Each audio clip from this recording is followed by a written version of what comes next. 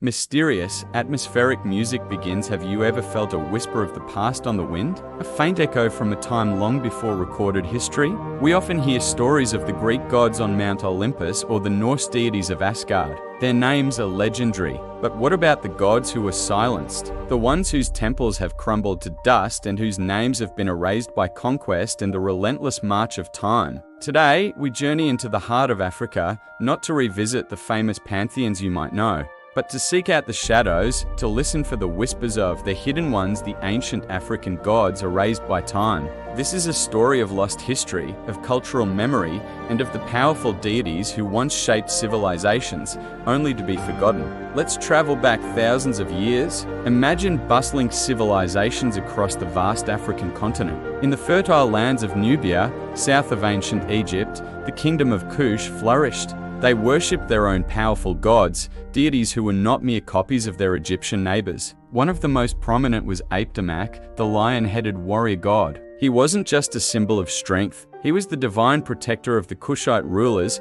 a god of war who ensured their victories and the prosperity of their kingdom. Carvings in temples like the one at Naka show him as a fierce figure, sometimes with 3 lion heads and 4 arms, a testament to his immense power. He was a god of the people, a symbol of their unique identity and their defiance against foreign influence. But as Kush's power waned and new faith swept across the land, the roar of Aptamak grew fainter, his temples were abandoned, and his name was slowly buried beneath the sands of Sudan. His story is a powerful reminder that when a civilization falls, its gods often fall with it. Now, let's journey west to the lush forests of what is now Nigeria. Here, before the rise of the well-known Yoruba or Igbo pantheons, other spiritual systems thrived. The Nok culture, famous for its incredible terracotta sculptures dating back to 1500 BC, offers tantalizing clues. These sculptures, with their detailed expressions and unique hairstyles, are believed to represent ancestors or perhaps even deities. Who were they? What were their names? Were they gods of the harvest, the river, or the sky? The truth is, we don't know for sure. The Nok people left no written records. Their beliefs were passed down orally, and over centuries, those stories frayed, torn apart by migration, conflict, and the arrival of new belief systems. These terracotta faces are like silent witnesses to a lost spiritual world. We can only gaze upon them and wonder about the divine beings they were meant to honor, gods whose very existence is now a profound archaeological mystery. Their legacy is a ghost, a beautiful but haunting echo of a culture's soul. Further south, in the vast expanse of the Congo Basin, lived the ancestors of the Bushongo people. Their creation myth tells a story not of a warrior god, but of a created deity named Bumba, who was tormented by a terrible stomachache. In a moment of cosmic agony, he vomited up the sun, the moon, and the stars. Then he brought forth all living creatures, from the leopard to the tortoise.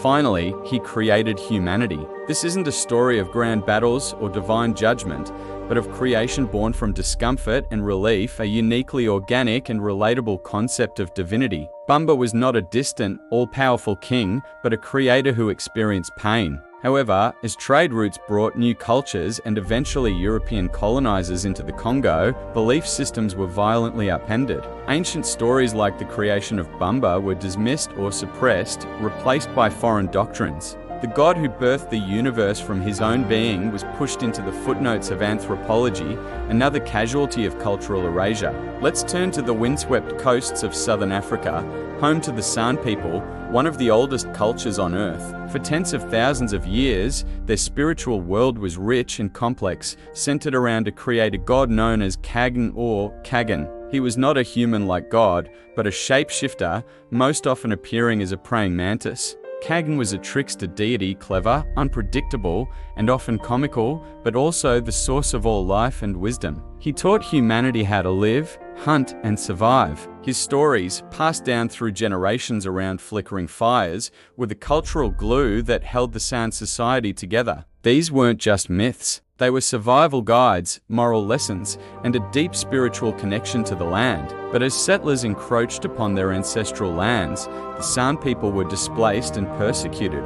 Their language, their culture, and their intricate knowledge of Kagan and the spirit world were pushed to the brink of extinction. The trickster god who could change his format found himself unable to escape the crushing force of colonial expansion. His stories now survive in fragments, a testament to a spiritual world almost completely lost. The stories of Apdamak, the unknown Nok deities, Bumba, and Kagna just a few threads in a vast, unraveling tapestry.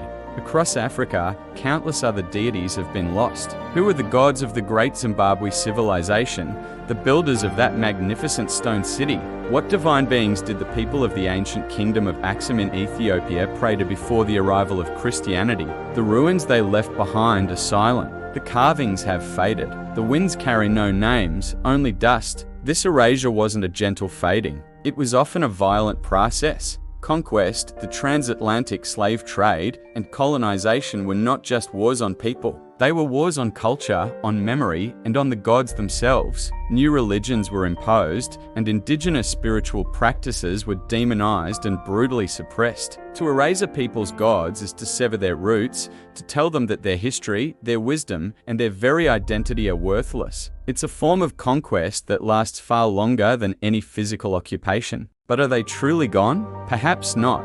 The power of these deities might not lie in grand temples or written scriptures anymore. It survives in other forms. It survives in the resilience of oral traditions, in half-remembered folk tales told to children. It lives on in the respect for nature, in the veneration of ancestors that still permeates many African cultures. It echoes in the rhythms of traditional music and the symbolism of ceremonial masks.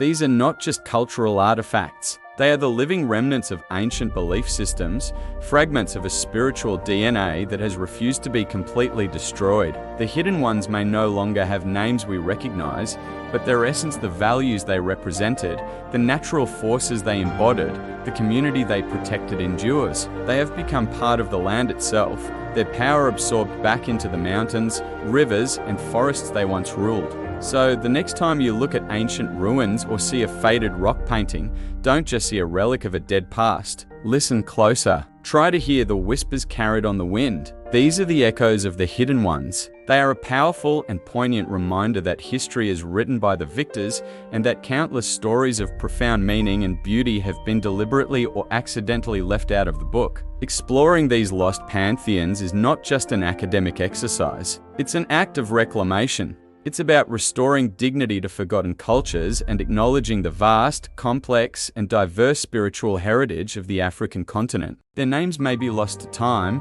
but their spirit, the spirit of resilience and ancient wisdom, lives on. Thank you so much for joining us on this journey to find the gods that time forgot. If this story moved you, please give this video a like and subscribe to our channel for more explorations into the hidden corners of history. We'd love to hear your thoughts in the comments below. Until next time, keep listening to the whispers of the past.